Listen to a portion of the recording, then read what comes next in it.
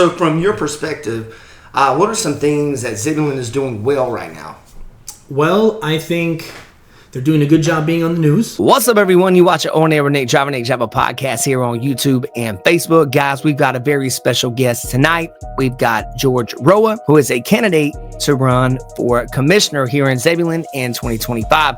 Guys, we have had so many wonderful guests on over the past few weeks. We've had Gilbert Todd. We've had Jessica Harrison. We've had Jesse Brown.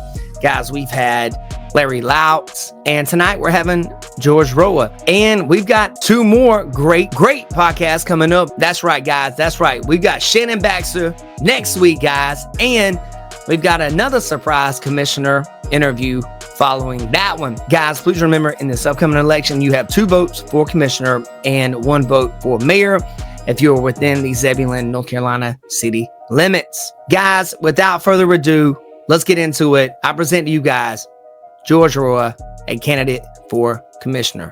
And he's got a lot to say. Let's get it. What's up, everybody? You watch On Air Nick Driver podcast here on YouTube and Facebook. Guys, I have George Roa here, who is a candidate for commissioner here in Zebulon, North Carolina. George, how you doing? And tell us a little bit about yourself. What's up, Nick? I'm George Roa, 38, married. I work in real estate. I'm on the planning board. Coach. Love Zebulon. Love Z-Town. Right. Love doing things for town, for people. Used to be a social worker. Okay. And now I'm here trying to run for commissioner. Speaking of, what brought you into local politics? Being on the planning board. Getting on the planning board and working with everyone and understanding the town's workings. And then when Ms. Clark stepped down, there was an application process to see if you wanted to fill the seat. And then all that coincided with an election in November. So I decided, let's go. That's what's up, man. What are some of the key issues or priorities that you're running on in this election? Transparency, safety, Okay. and responsible growth. I think we need to communicate better with the town. I think we need to manage all of the people that are coming into town that we can't do anything about because everything's already approved and houses need to be built. Okay. And with that growth, we need to make sure that the police and the fire are proactive instead of, respondent. I think we need to make sure they keep up with the growth. Okay. What are your top 3 goals that you'd like to accomplish, during your term?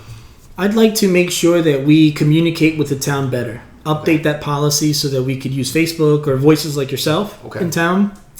I'd like to update, the UDO so that during that process of an application for development, the commissioners get involved at the very beginning. Okay. Not at the end, to hopefully avoid something like deacon development from happening. Oh, no. And I'd also like to get in there and start looking at what we do now for grants. Maybe we can find some grants for more to support police or fire or just in general. Right? There's money out there that the government can try to get, and I want to see what are our efforts now in trying to get some of those grants. Who's writing them?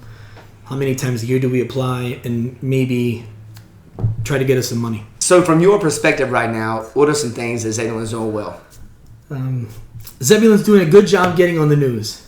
No, besides that's just a joke. I think Zebulon is growing. We're the fastest growing city in Wake County now. Right. What are some things you feel like they're falling short on? I think right now Zebulon is struggling communicating with its citizens. Okay. Zebulon could be doing a lot of good things, but the people don't know what's happening. A lot of people don't know the developments that are coming to town. A lot of people don't know the events that are being held in town. And I think there's just like a miscommunication. There's like a block, right? And I think we need to fix that. And you mentioned on a previous podcast with me that you're actually, I've actually asked Jesse Brown, Gilbert Todd, Jessica Harrison, and Larry Louts about the actual policy that you were wanting to pitch as far as social media. You mind expanding a little bit on that? Yeah, I believe that it's 2025. Okay. We need to use more methods of communication than one town website and one newspaper. Okay. I think we need to keep using those, but expand. Use maybe podcasts. Use a local voice in Zebulon like yourself. Use Facebook and social media. but it has to be a very concentrated effort to reach a lot of people. You Right. know, it's curious that the town doesn't post these things, but individual commissioners will post news or meeting minutes or agendas Right. or events. Like, it should come from the town, right? So no matter who's in power, the town is always keeping the communication channel open. That makes sense.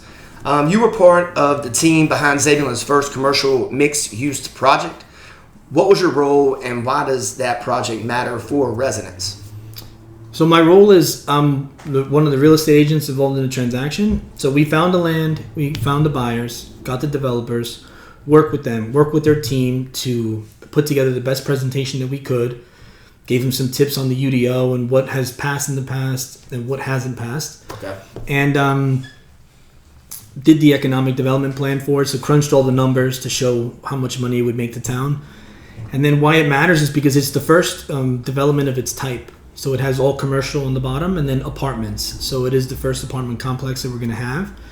And that's opened the door to other developers who've learned about that to now come into town to try to pitch something similar. Okay. You've seen Zebulon from the perspective of a real estate agent. Can you give us some insight into recent developments that are shaping our town? Yeah, we have the project I mentioned. We have a new type of zoning, regional mixed use, where by right you can make a commercial project like that as long as it's in that area that's designated inside Zebulon. Okay. You can do that. You know, we have, I think, 6,000 more homes coming to Zebulon that have been approved. Oh, wow. And there's, you know, they just have to be built. So growth is coming. As an agent, my day job is to sell Zebulon. I'm trying to tell someone, make a $450,000 investment in Zebulon because it's great, it's amazing, it's beautiful, we love it. Just, Right. you know, it's growing. So I just want to share with the town that growth is coming. Businesses will come. We just have to make sure that transition is easy. Okay, so we've had some concerns from residents here regarding the entire food truck situation in the downtown area. What's your take on that? Well, we just had a joint public hearing with that. We're trying to figure out, the town is trying to figure out with the planning department how to update the policy. Do we leave them on Arundel? Do we move them to side streets? Do we let any business sponsor? Do we get more food trucks? So I think right now we're in the deliberation phase of it to try to figure out what would be the best method to move forward. I'm a fan of getting them off Arundel because I think when you have 4 food trucks out there, it gets hard. It's hard to drive through there, and there's trucks that go through there, you know. And we want downtown to be vibrant. We want to encourage people walking and using those shops. So we should make it as safe as possible. Right. And this is just a question for anybody watching. You guys let us know in the comments. Is it Arundel or Arundel? Because that is the forever question there. So Unreal. So George, you ever make the drink that you sip in your mouth? Never. It always falls out. So, you caught the episode that I did with Jesse Brown. What were your thoughts on that? I think Jesse Brown would be a good commissioner. I think you need a different perspective on the board. Okay. And he comes from law enforcement. What has everyone said? We need more safety and security. Everyone you've interviewed has said that. They have. So why would you not want a police officer on the board of commissioners, right? I think having that insight when you're making a budget and trying to allocate resources to that department, or you're hearing concerns from that department, he might be the best person to break that down for you and me who aren't in law enforcement to understand. So, I support Jesse Brown. That's what's up. What'd you think about the Gilbert Todd podcast? That was good. That was a very eye-opener. For me, we've only ever seen one side of it, right? We saw the talk of the town. We never really got to hear from him.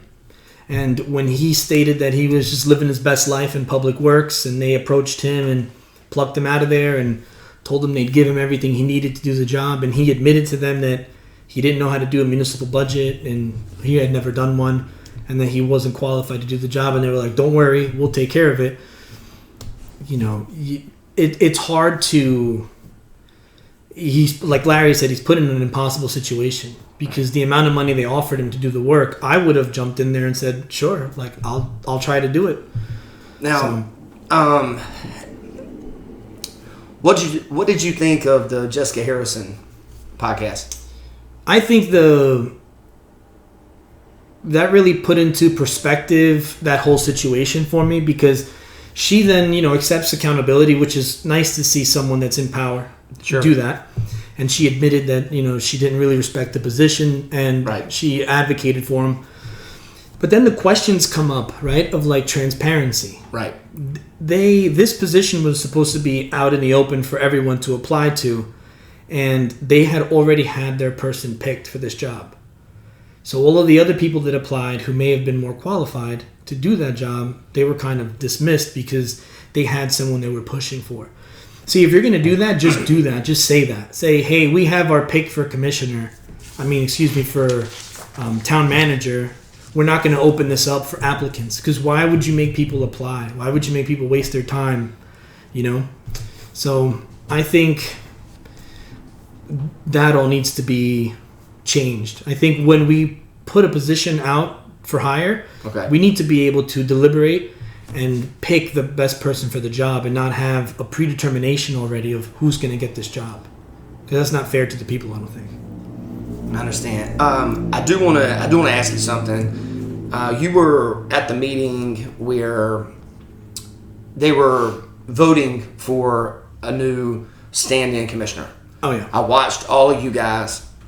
There was a lot of online talk about one of the candidates when it came to his application. Mm-hmm. Loads of spelling errors, things of that nature, and how the vote was split.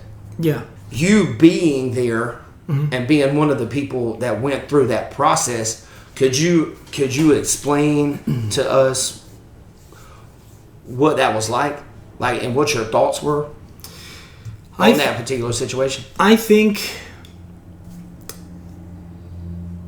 my gut feeling is like it's a slap in the face, right? Because when you do a lot of things for town, when you do a lot of things for town, you don't necessarily do them for kudos or for like, oh, look how great, give them the key to the city, right? Sure. But when you're up there applying for a position, a job, and they want to know what your contribution to the city has been so far, and you have things to actually list that you've done in the short time that I've lived here, to not get any acknowledgement for that is kind of, it just demotivates you, right? Or unmotivates you. It just doesn't make you want to keep doing those things. And then when in Jessica's, podcast she did with you, and already had her mind made up before the speeches were made. And we all had 5-minute speeches, an introductory meeting with the town manager, the town attorney, and the town clerk. And in there they told us, you have to be at the meeting, you get 5 minutes to speak, and the commissioners are going to ask you questions because they're going to deliberate on who to pick. But they didn't ask anyone a question. They didn't deliberate on anyone. They already knew what their votes were going to be, and that goes back to the Gilbert situation. Right.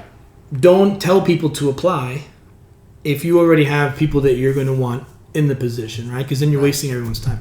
So I understand. I did what I could with that time, and I made a speech so hopefully everyone that was watching can get to know me. And in November, if I didn't get the position, that's fine, because in November I'm going to run and I want to earn it. But it would have been nice to have a head start to delve into these policies and these things, procedures. I understand. Have you had a chance to listen to the podcast I did with Larry Louds? Yeah. I listened to the podcast. I thought it was really good. He's a vault of information. He has a lot of experience. He knows from spending all that time on the Board of Adjustments, and as a previous commissioner, pretty much how the city should be running, how these meetings should run. And I think if he got in there, he would be an impactful mayor. So it was a good one. You've helped bring the Zebulon Bearcats youth football team, and you've even funded gear to get kids back on the field. Tell us a little bit about something that I believe personally, man, is close to your heart, the Zebulon Bearcats. Tell me what that has been like, just from your perspective. Yeah, I think we were given the opportunity, my wife and I, to jump on board and start a team here. And I thought, grew up in New Jersey, there's plenty of. You can go to town hall. Sure. You could walk in and say, "Hey, give me a list of all of the sports that I can enroll my kid in," and the town is usually in charge of that. But here, it's not that way. So, I don't know. We just felt called to do it. We had the opportunity to do it. We had the means to do it. We worked with Derek and his wife Chrissy, and we filed the status. We purchased all the equipment ahead of time because we had to then fundraise to get some of that money back. Sure. But it just goes to show you what somebody in town that has the drive to do something can accomplish. If my wife and I can accomplish that, imagine what the town could do if it really put its energy towards developing programs for the youth and they had money in the budget to do it, right? So it's something that's important to me because right here in this office, we spend time with the kids tutoring them. So we had Fridays, we'd have some of the kids that started falling behind, we had tutoring, and you get to meet with them and talk to them. It's really nice. I love working with children, and it's what I went to school for. I went to grad school got my MSW. So it was just a way to give back, man. That's what's up. You started Zebulon en Español and to translate town information. Yeah. I think there's just a large Hispanic population in town, and they don't know what's going on. So I talked to you about it, and you thought that would be a good idea. And I just, I started it up. Thank you for helping me get that page to grow. We have over 330 Spanish-speaking people on that group now. And all I do is I take the posts, I take all of the different documents that are put out or the events that are announced, and I translate them into Spanish. I use some software to translate some of the meetings into Spanish so people could listen to if they want, and we host them there. Right. We also let a lot of Hispanic businesses advertise there as well for free, but it's kind of become this thing where I'll go into a restaurant and be like, "Oh, I saw your video on Espanol," and I was like, "Oh, nice, thanks." That's cool. So you've made a lot of videos for people here in town. Like, why do you do that? Like, are you making money off those videos? No, I wish. Really? Yeah. That's rowdy. No, I work in real estate, so part of my job is to advertise Zebulon. It's to advertise Zebulon to people outside of Zebulon and to people inside of Zebulon. So I thought, why not highlight some local businesses? Okay. They get more clients. People know these things exist. It gives me more outreach, and it's fun. It's a good way to go in and meet a business owner, talk about their business, and you can see they're passionate. When you ask someone and you hold the camera and tell me about your business, sure, they're so overwhelmed in the beginning, and then they'll go and oh, I really like this, and I put this here because of this.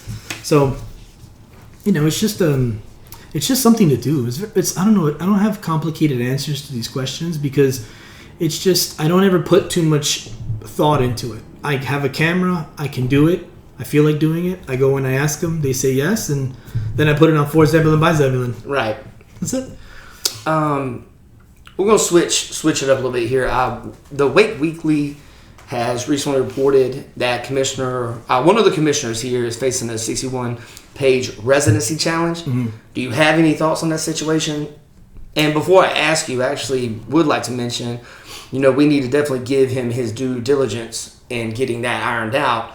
But, I have asked this question to previous interviewees, I guess, and I just wanted to get your take on it. Yeah, the Board of Elections actually mailed me a copy of the complaint, I guess because we're all on the ballot. You're innocent until proven guilty. I think he's got a date, and, it's open to the public, and hopefully he can work it out. If he can't, I don't know what the ramifications will be from the Board of Elections, but you do have to sign some pretty heavy paperwork stating that you live at that address when you file. So, I think everyone's going to know after Tuesday. There's been a lot of conversation around former Commissioner Beverly Clark's resignation. It's very public. Anybody around here saw it. What's your perspective, and how do you think we move forward constructively? I think Miss Clark went out in a blaze of glory. She went up there on YouTube, made those statements, charged statements, and some pretty heavy allegations. Oh yeah, and it's it's hard. It depends what camp you're in. If you're in the commissioner camp, you're Right. like, oh, none of that is true. Right. If you're in the outside the commissioner camp, you start to think like, this is someone who was back there with them. This is someone who was in the room with Commissioner Harrison when they were deliberating on giving Gilbert Todd his job. Did she know this and not, feel comfortable telling people because of obvious reasons? But it just seems like it's one thing after another that paints him a certain way. And I think hearing from someone like that who had such a high standing in the community kind of drove it in. The Zebulon South development has drawn a lot of attention and a lot of criticism. There's been a lawsuit. All kinds of stuff that I personally read online. What's your take on that? Do you feel like it was handled? Do you think it was handled well by the current administration, or do you feel like it could have been handled better? I think that there's a clear moment in that whole meeting where we could have used stronger leadership. It was the moment where there was a vote and they voted no. And then Michael Clark, who was the planning director, said, hey, you need to give a reason. And then Commissioner Miles was like, no, we don't have to give a reason. And then Clark went to the attorney and said, hold on, let's defer this to the attorney. Sure. And then the attorney's like, well, you could or you can't. And then Commissioner Miles was like, see, I don't have to. And then that all transpired. I think that would have been the perfect time for a mayor or another commissioner to say, like, hey, you know what? Let's take a 5-minute recess. Time out. 5-minute recess. Mr. Attorney, can you get with the planning director and find out what it says in the charter? Do we have to give a reason, yes or no? And then let's, reconvene.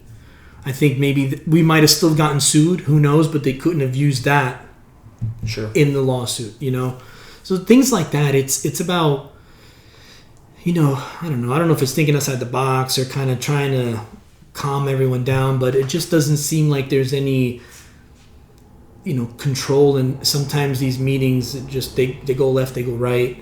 They didn't know how to vote at the other meeting, who had to vote, and it just looks like it's in disarray sometimes. So your name is not the only name that's going to be on the ballot this upcoming election. Mm-hmm. What differentiates you from the other candidates? I think my experience in the town, my drive to get things done. I take a lot of initiative to do things, and then my boss would tell you I'm good at executing a plan. Okay. Right? I put things together and I execute the plan, whether it's the football team, Zebulon Espanol, videos for businesses. I'm on the planning board now. I make sure to always try to work well with my fellow board members and have open conversation. And I love doing social media. I'm on there now talking to citizens. We posted, for example, of the Joy Public Hearing. Sure. I posted the points I made. And we had Brandon from Old Raleigh Distillery comment. Sure. Hugh commented. Beverly Clark commented. And they didn't just say that's a good or bad idea. They said, hey, can you take this into consideration? Sure. Take this. And I said, I'll take that to the planning board at our next meeting. So that's, if you look at what I do now, I'm trying to do the job without the title. Okay. Right? And I think that's what separates me from the rest. And you get 2 votes. Is there anything else you would like the citizens here in Zebulon to know about you before we end this podcast?